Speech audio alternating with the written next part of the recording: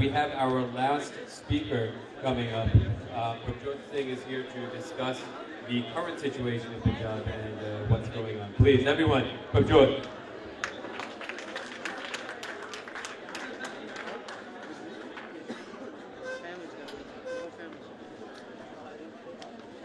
Addiction looks like in Punjab, and then kind of very quickly blow out into something we can do next. So when I think about drug addiction, I think about places like Baltimore. And I think about people that are homeless, I think about people with no money, I think about a lot of crime. Drug addiction in Punjab doesn't really look like that. I'm going to hit you very quickly with a whole bunch of statistics to just paint you a picture of what drug addiction looks like in Punjab. The next slide, please. So first of all, people don't really know what drug addiction looks like exactly in Punjab. Ravinder Singh Sandhu at Guru Nanak Dev University did the first really kind of sensible study I've seen. And he basically did something called a snowball study. He went and he found one drug dealer or somebody who took drugs and then asked them who else they knew. And he did that until he found 600 people. And this is what he kind of found out.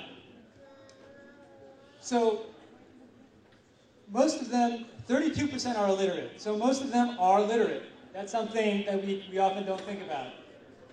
81% don't own land, but 89% own a house. So they're not homeless, and they actually live with families.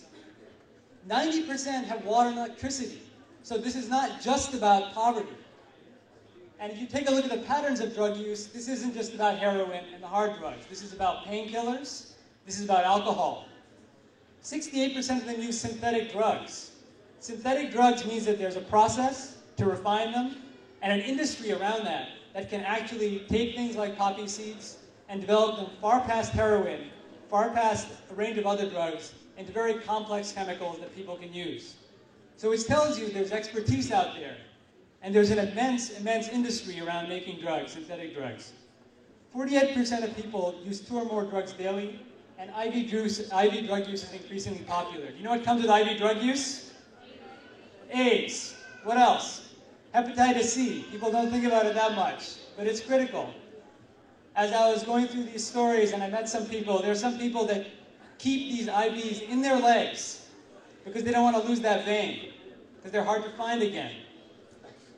And if you can think about the scenario that people are in when they're walking around with an IV, a syringe in their leg, so they can't find it, so they can find it the next time, you're talking about a deep, deeply seated pattern.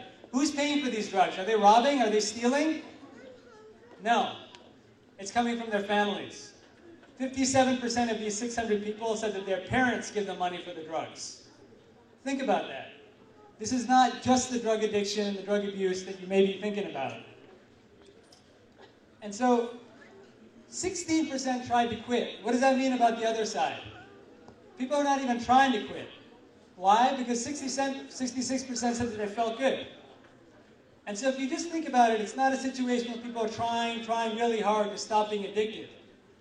They say it feels great. It's better than the alternative. They're going to keep on doing it. And the amazing thing is that drug users are not living in back alleys.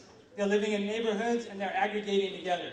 81% of them live around other drug users. And these are just neighborhoods like you'd walk around.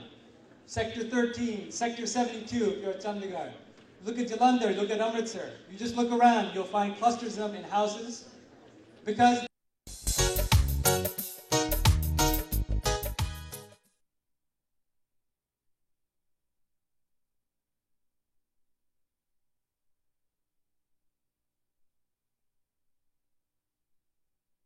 they look like you and me.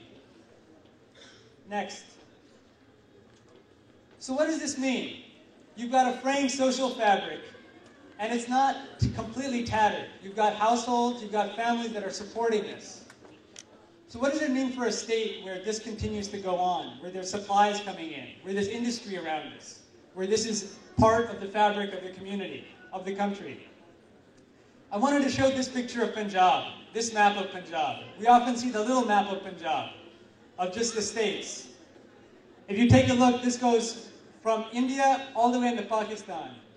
And Punjab, as we know today, is what we call a soft state. Soft states are where policies are decided but not always enforced. and they're rarely, if ever, implemented. When I visit countries or I'm host to countries that are soft states, it means two things. It means, one, that the people are much more responsible for what they want their community to look like. And when people say the government is failing them, they've got to also look at themselves. Next. And so I just wanted to point this out. This came from Ravinder Singh's study. Who are the people involved in this? And I just, for alliteration, call them Punjab's pushers. You've got people, you've got politicians, police, preachers, and peddlers. I won't go into these in detail, but it's an entire ecosystem that supports this industry, that supports the deterioration of health systems. So what can we do? Next. There are four things that are critical for Punjab today. There are four things that would directly address some of the drug issues, the lack of health services, and beyond that, the ability for people to start really kind of living lives that actually contribute to community. One is literacy. Literacy in Punjab is dropping like a rock. This is something where you can go, you can spend time, you can teach anything you'd like. Any ability to read. I was with an amazing man named S.S. Joel. Does anybody know who that is? S.S. Joel's a real expert in agriculture in India, part of a generation that's going. And with his generation as it goes, which is why it's so critical for young people, for anybody to go to Punjab today, you're hitting a vacuum of knowledge, of knowing how things are actually done in Punjab. And S.S. Joel said to me, people who are illiterate, they don't know anything about facts, they just listen to slogans. And if you're just listening to slogans, people can be swayed with alcohol, with just cheap politics. So we need education, we need community-based health systems, and we need to invest into jobs that support these things. These are things that you can do with the resources that you have here, with the skills that you have here. If you're in IT, if you're in operations, if you work in supplies, if you're in law, these are all the critical ingredients to building these systems. And what we need is a coordinated effort to do it and individual efforts. So next. I was speaking for the first time. I met a great guy who's been your host and also has been speaking tonight, not the host, Prabjot Singh, the other Prabjot Singh.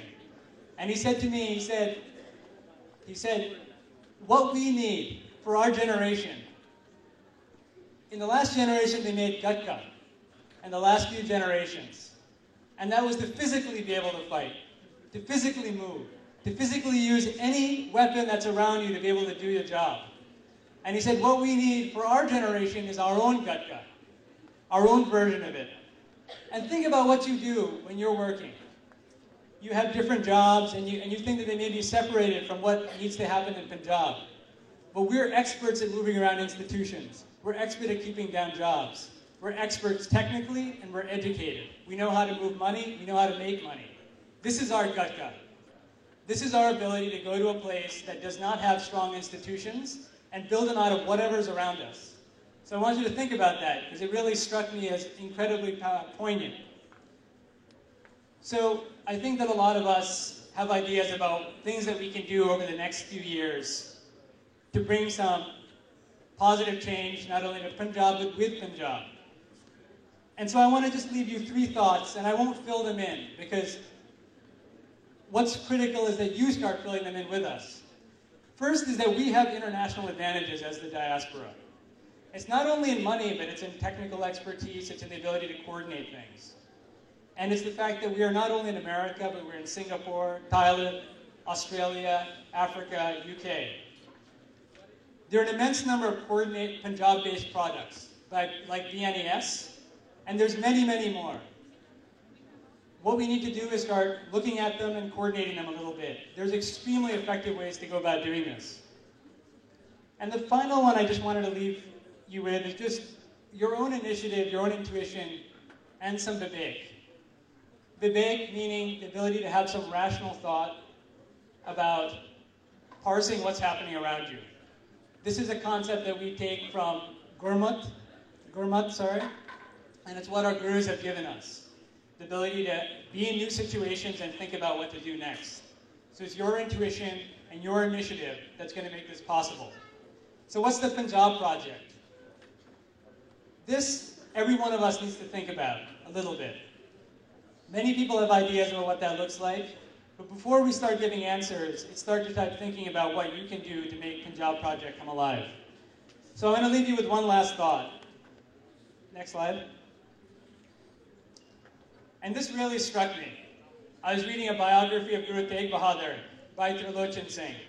And he wrote this, and I think it's really worth pausing for a second. Trilochan Singh wrote this about Guru Tegh Bahadur. Pausing for a second and reading this.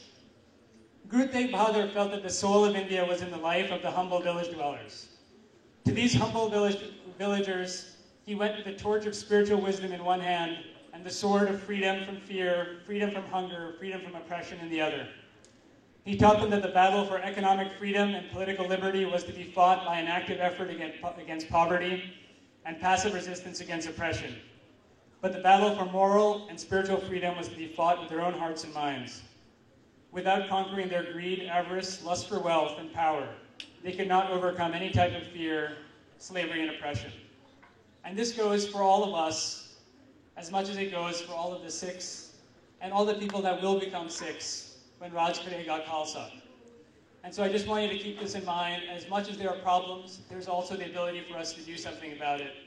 And it's time for us to really move that movement and be part of this story. Thank you very much.